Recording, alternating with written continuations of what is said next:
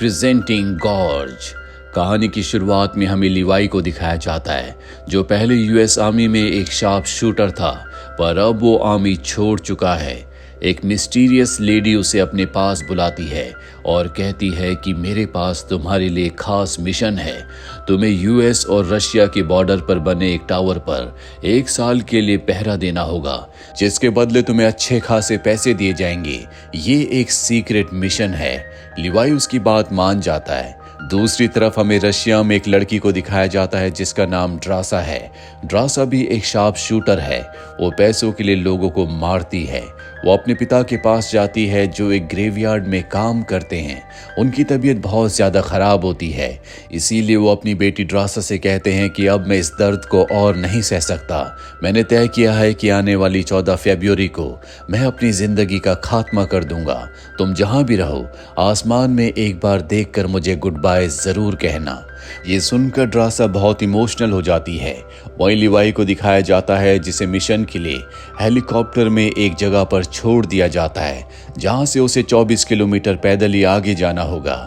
अगले 2 दिनों तक वो पैदल चलते हुए उस जगह पहुंच जाता है, जहां पर उसकी मुलाकात एक दूसरे सोल्जर से होती है जिसका नाम जेडी है। जेडी उसे बताता है कि पिछले 1 साल से मैं यहाँ पर हूँ। मैंने 1 साल के बाद किसी इंसान को देखा है, इसीलिए वो लिवाई को देखकर बहुत खुश होता है। और अब वो बताता है कि यहाँ पर 2 टावर है। ये रशिया और यूएस का बॉर्डर है। दूसरा टावर सामने जो दिख रहा है वो रशिया का टावर है। इन दोनों टावर्स के बीच में एक घाटी है जहां हमेशा धुंध छाई रहती है। तुम्हें बस अपने टावर पर अपनी मशीन गन में हमेशा गोलियों को लोड रखना है और यहाँ पर जितने भी इक्विपमेंट्स हैं, जितने भी एंटीनाज हैं, उन्हें चेक करना है। अगर कोई भी एंटीना या कुछ भी खराब होता है तो तुम्हें उसे ठीक करना होगा। साथ ही अगर तुम कभी सायरन की आवाज को सुनो तो जल्दी से भागकर ऊपर इसी टावर पर आ जाना। यहाँ पर लिवाई उससे पूछता है कि इतनी सारी सिक्योरिटी किसके लिए है, यहाँ पर ऐसी कौन सी चीज है। और अब जेडी एक बॉम्ब को उस घाटी में फेंकता है। जब घाटी में नीचे जाने के बाद बॉम्ब ब्लास्ट होता है तो वहां से खतरनाक क्रिएचर्स की आवाज आती है, यानी कि उस घाटी के अंदर कोई तो ऐसी चीज है जिसे ना तो रशिया और ना ही यूएस चाहता है कि ऊपर आए। और अब वो लिवाई को सारी इंफॉर्मेशन देने के बाद यहाँ से जाने की तैयारी करता है। उसे लेने के लिए एक हेलीकॉप्टर आता है जिसमें एक सोल्जर होता है जो जेडी को ऊपर रस्सी से खींचता है और उससे उसकी इंफॉर्मेशन पूछता है। और जब सोल्जर को यकीन हो जाता है कि जेडी वही है जो पिछले 1 साल से यहाँ टावर पर ड्यूटी कर रहा था, तो वो उसे धक्का देकर उसी गॉर्ज में गिरा देता है जहां से खतरनाक क्रिएचर्स की आवाज आ रही थी। इसका मतलब ये है कि यहाँ पर ड्यूटी देने वाला इंसान कभी आम इंसानों के बीच में जाकर नहीं रह सकता। अब लिवाई अपने काम पर लग जाता है। उसका काम होता है कि यहाँ पर हर एक चीज की देखभाल करना और महीने में 1 बार यहाँ की सारी इंफॉर्मेशन को रेडियो से आगे पास ऑन करना। लेकिन लिवाई इस काम से बहुत ज्यादा बोर हो चुका है। एक दिन वो सामने के टावर पर अपनी दूरबीन से एक लड़की को देखता है। ये लड़की और कोई नहीं बल्कि ड्रासा है, जो उसी की तरह एक शार्प शूटर है, पर ये दोनों अलग अलग देशों के लिए काम करते हैं, इसीलिए इन्हें आपस में कांटेक्ट करने की इजाजत नहीं होती। 1 महीना बीत जाता है। एक दिन जब ड्रासा का बर्थडे होता है तो जानबूझकर गोली चलाकर लिवाई का ध्यान अपनी तरफ आकर्षित करती है और एक बड़े से बोर्ड पर लिखती है व्हाट्स योर नेम। दूरबीन से लिवाई देखता है, वो भी एक बड़े से कागज के टुकड़े पर लिखता है कि we are not allowed to contact each other, यानी कि हम एक दूसरे से कांटेक्ट नहीं कर सकते। ड्रासा लिखती है कि आज मेरा बर्थडे है, मैं जो चाहे वो कर सकती हूँ। और इसके बाद ये इसी तरह से एक दूसरे से लिखकर आपस में बातें करते हैं, जिस वजह से इनकी जान पहचान हो जाती है। इन दोनों को ये समझ में आ जाता है कि इन दोनों का निशाना अचूक है। और तभी ड्रासा देखती है कि नीचे गॉर्ज से कुछ क्रिएचर्स ऊपर आ रहे हैं, इसीलिए वो उन पर निशाना लगाना शुरू कर देती है। लिवाई भी उन क्रिएचर्स के ऊपर निशाना लगाता है और एक क्रिएचर जो कि ड्रासा के टावर तक पहुंच ही गया था, उस पर निशाना लगाकर लिवाई उसे नीचे गिरा देता है। जब वो सारे के सारे क्रिएचर्स मारे जाते हैं तो ड्रासा लिखती है कि ये मेरा आज तक का सबसे बेस्ट बर्थडे है। और अब अगली सुबह दिखाया जाता है जहां पर लिवाई नीचे जाकर हर एक चीज को रिपेयर करता है। साथ ही इनकी जो भी चीजें वेस्ट हो जाती आती है ये उन सब को गॉर्ज में फेंक देते हैं। अब 1 महीना बीत जाता है। ड्रासा और लिवाई अच्छे दोस्त बन चुके हैं। ये दिसंबर का महीना होता है, इसीलिए बहुत ज्यादा ठंड होती है। ड्रासा ने बर्फ का एक स्टैचू बनाया होता है। दरअसल ये स्टैचू और कोई नहीं बल्कि लिवाई है।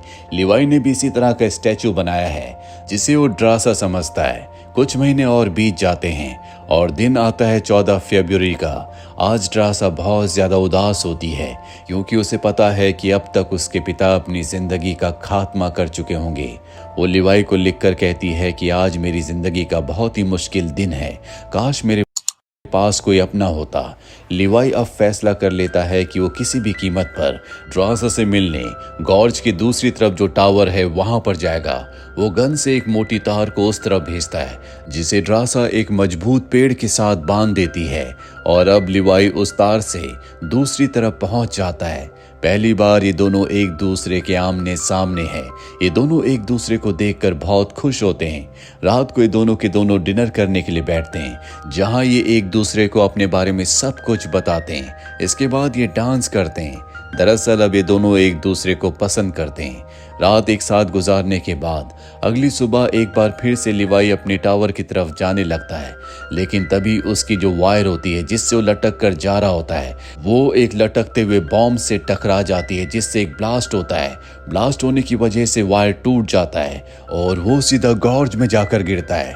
उसे बचाने के लिए ड्रासा भी पैराशूट लगाकर हथियार लेकर गॉर्ज में कूद जाती है। वो पानी में गिरती है। दरअसल गॉर्ज में चारों तरफ पीले रंग की धुंध छाई होती है। वहां पर उसे लिवाई दिख जाता है जो एक पेड़ से उल्टा लटका हुआ होता है। तभी एक क्रिएचर उसे खाने के लिए उसकी तरफ बढ़ता है, पर लिवाई उसे गोली मार देता है जिससे वो पेड़ से नीचे गिर जाता है और तभी पेड़ के अंदर से अजीब सी हड्डियां निकलती है जो उसे मारने की कोशिश करती है और ड्रासा वहां पर आकर उसे बचा लेती है। और अब घोड़े पर बैठकर अजीब से क्रिएचर्स आते हैं जो इन पर हमला करते हैं, पर ये दोनों के दोनों बहुत ही अच्छे शार्प शूटर्स हैं, इसीलिए उनका खात्मा कर देते हैं। अब इन्हें किसी भी कीमत पर ऊपर जाना होगा, इसीलिए आगे बढ़ते हैं। धुंध जितनी डार्क होगी खतरा उतना ही ज्यादा होगा। यहाँ पर इन्हें कॉलोनी दिखती है जो कि ओपनहाइमर ने उस वक्त बनाई थी जब वो एटम बॉम्ब बना रहे थे, और इन्हें कुछ समझ नहीं आता कि यहाँ पर क्या हुआ था। अब ये दोनों के दोनों आगे बढ़ते हुए एक लैब में पहुंच जाते हैं जिसे 1946 में बनाया गया था। यहाँ पर इन्हें कैसेट मिलता है जिसे ये प्ले करते हैं, जहाँ पर एक रिसर्चर बताती है कि इस जगह पर हम ह्यूमन के डीएनए पर रिसर्च कर रहे थे, लेकिन वो पूरी की पूरी रिसर्च हमारे विपरीत हो गई। वो रिसर्च खराब होने की वजह से इस पूरी जगह का डीएनए एक हो गया, यानी कि ह्यूमन के अंदर से पेड़ पौधे निकल सकते हैं, वहीं पेड़ पौधों के अंदर मांसपेशियां हो सकती है, यानी कि इस जगह में जितनी भी चीजें हैं वो सब की सब एक ही डीएनए से मिलकर बनी है। अब यहाँ लिवाई देखता है कि कुछ और कंप्यूटर्स हैं जो कि बहुत ज्यादा एडवांस है, यानी कि 1946 के नहीं हो सकते। वो उन कंप्यूटर्स को चेक करता है जिससे उसे पता चलता है कि यहाँ पर कुछ ऐसी रिसर्च हो रही है जिससे ह्यूमन के डीएनए को और ज्यादा एडवांस करके सुपर सोल्जर बना सकें, और ये रिसर्च और कोई नहीं बल्कि वही मिस्टीरियस लेडी करवा रही होती है जिसने लिवाई और ड्रासा को हायर किया है। अगर नीचे कोई सायरन की आवाज सुनाई दे तो जितना तेज हो सके इस जगह से भाग जाना। दरअसल यहाँ गॉर्ज में एक बहुत बड़ी मिसाइल होती है और अगर वो मिसाइल फटेगी तो 2.5 किलोमीटर के रेडियस में सब कुछ तबाह हो जाएगा और ब्लास्ट होने से पहले सायरन बजेगा। साथ ही इस जगह के बारे में दोनों ही देशों की सरकार को कुछ नहीं पता होता। वो मिस्टीरियस लेडी सीक्रेटली इस काम को करवा रही होती है। ये सारा सच जान चुके हैं, पर इन्हें किसी भी कीमत पर यहाँ से निकलना होगा। जब यहाँ से आगे बढ़ते हैं तो कुछ क्रिएचर्स आकर इनके बैग को इनके सामने रख देते हैं जिनमें इनकी गन्स की गोलियां हैं। इन्हें गोलियों की जरूरत है, इसीलिए ड्रासा धीरे धीरे बैग की तरफ बढ़ती है, पर इससे पहले कि वो बैग लेकर वापस आती एक क्रिएचर उसे खींचकर अपने साथ और भी अंदर ले जाता है। ये रेड जोन होता है, यानी कि यहाँ पर खतरा और भी ज्यादा है। और अब वो क्रिएचर ड्रासा के सामने आता है। दरअसल वो उसका डीएनए चेक कर रहा होता है। ये क्रिएचर और कोई नहीं बल्कि यहाँ ऊपर जो टावर है उसका पहला सोल्जर था जो इन्फेक्टेड होने की वजह से पूरी तरह से बदल चुका है। उसके अंदर इंसानों के साथ साथ पेड़ पौधों का डीएनए भी है और अब ड्रासा उसके ऊपर हमला कर देती है। वो भी ड्रासा को मारना चाहता है, पर इससे पहले कि वो ड्रासा को नुकसान पहुंचाता, यहाँ पर लिवाई आ जाता है जो उस क्रिएचर पर गोलियां चलाकर उसे खत्म कर देता है। अब इन्हें यहाँ के बारे में और भी इंफॉर्मेशन मिलती है जिससे इन्हें पता चलता है कि वर्ल्ड वॉर 2 के वक्त यहाँ पर बायो वेपन्स बनाए जा रहे थे, पर अर्थक्वेक आने की वजह से यहाँ पर जितने भी बायो वेपन्स थे वो सब के सब लीक हो गए, जिस वजह से यहाँ का पूरा वातावरण इन्फेक्टेड हो गया। ये दोनों के दोनों किसी भी कीमत पर यहाँ से ऊपर जाना चाहते हैं।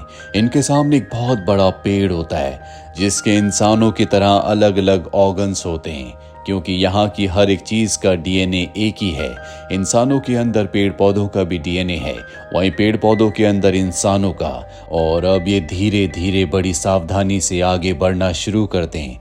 तभी गलती से ड्रासा का पैर एक ऑर्गन के ऊपर पड़ जाता है, जिस वजह से पूरा का पूरा पेड़ एक्टिव हो जाता है। वो इनके ऊपर हमला कर देता है, पर लिवाई उस पेड़ को आग से जला देता है। आगे बढ़ते हुए इन्हें एक जीप मिल जाती है और अभी दोनों के दोनों उस जीप पर बैठकर बड़ी तेजी से यहाँ से निकलकर आगे बढ़ जाते हैं। ये पर्पल जोन में पहुंच जाते हैं जहां से इन दोनों ने अपने सफर को शुरू किया था। इन्हें वहां पर ऊपर से लटकती हुई वो वायर मिल जाती है जिससे कि ये ऊपर जा सकते हैं। इसीलिए यहाँ पर लिवाई अपनी जीप को वायर के साथ बांध देता है और अब धीरे धीरे वायर से ऊपर की तरफ जीप खींचना शुरू हो जाती है। और अब भी गॉर्ज के खतरनाक क्रिएचर्स जीप के साथ लटके हुए होते हैं जो इन्हें मारना चाहते हैं। लिवाई बड़ी चालाकी से जीप की पेट्रोल की टंकी को फोड़कर उन सब को जलाकर भस्म कर देता है। ये दोनों के दोनों किसी तरह से गॉर्ज से बाहर निकल आते हैं। ऊपर आने के बाद ये दोनों तय करते हैं कि अब ये इस टावर पर और ज्यादा वक्त नहीं रुकेंगे, लेकिन सबसे पहले लिवाई अपने टावर पर जाकर उसे ब्लास्ट करना चाहता है। साथ ही वहां से वो उस मिसाइल को भी एक्टिवेट कर देगा जो नीचे गॉर्ज में है, ताकि नीचे हर एक प्राणी, हर एक क्रिएचर पूरी तरह से हमेशा के लिए खत्म हो जाए। ड्रासा कहती है कि मेरे पास एक ऐसी सीक्रेट जगह है जहां पर हमें कभी कोई नहीं ढूंढ पाएगा।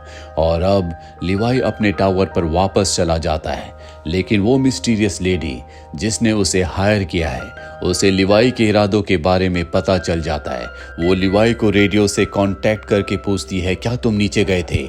हमारे कंप्यूटर्स को किसी ने एक्टिवेट किया है? लिवाई कहता है कि नहीं। वो कहती है कि अगर तुम नहीं गए थे तो जरूर सामने जो दूसरा टावर है वहां से कोई नीचे गया होगा, तुम्हें उसे खत्म करना होगा। लिवाई कहता है कि ठीक है। लिवाई यहाँ पर अपने सभी बॉम्ब्स को एक्टिवेट कर देता है, साथ ही उस टावर को भी जो नीचे मिसाइल के साथ कनेक्टेड है। पर यहाँ पर उस मिस्टीरियस लेडी को पता चल जाता है कि लिवाई और दूसरे टावर में जो लड़की है ये दोनों आपस में मिले हुए हैं और जल्द यहाँ से भागने वाले हैं, क्योंकि उसने लिवाई और ड्रासा की फोटो एक साथ देख ली थी। अगली सुबह वो अपने सोल्जर्स के साथ हेलीकॉप्टर से इस जगह पर पहुंच जाती है, पर लिवाई इससे पहले यहाँ से निकल चुका होता है। वो अपने ड्रोन्स को उसके पीछे भेजती है। लिवाई उनसे बचता हुआ भागता है। ड्रोन्स उसके ऊपर हमला करते हैं। वहीं ड्रासा को दिखाया जाता है जो बहुत दूर पहुंच चुकी होती है और अब लिवाई के सामने वो टावर है जिसे ब्लास्ट करने से नीचे की मिसाइल एक्टिवेट हो जाएगी, जिससे इतना बड़ा धमाका होगा कि यहाँ हर एक चीज राख में बदल जाएगी। वो अपनी जिंदगी का सबसे बड़ा निशाना लगाता है। निशाना एकदम सटीक होता है। टावर के ब्लास्ट होने के साथ नीचे की मिसाइल भी फट जाती है, जिससे वो मिस्टीरियस लेडी अपने सभी सोल्जर्स के साथ मारी जाती है। नीचे जितने भी क्रिएचर्स होते हैं वो सब के सब खत्म हो चुके हैं, पर लिवाई अब भी उस मिसाइल के रेडियस में होता है। साथ ही उसका पैर बुरी तरह से जख्मी है, इसीलिए वो भाग नहीं सकता। वो ऊपर झरने से नीचे कूद जाता है। वहीं ड्रासा को दिखाया जाता है जो लिवाई का इंतजार करती है, पर लिवाई नहीं आता। वो भी 5 दिनों तक एक केव में रहती है, क्योंकि वो गॉर्ज में गई थी और अगर 5 दिनों तक वो इन्फेक्टेड नहीं हुई तो वो यहाँ से चली जाएगी। दरअसल 5 दिनों में पता चल जाएगा कि वो इन्फेक्टेड है या नहीं। 5 दिन बीत जाने के बाद वो यहाँ से एक नई जिंदगी की शुरुआत में निकल पड़ती है। एक लोकल रेस्टोरेंट में वो वेट्रेस का काम करती है और कुछ दिनों के बाद वहां पर लिवाई आता है जो अब भी जिंदा है।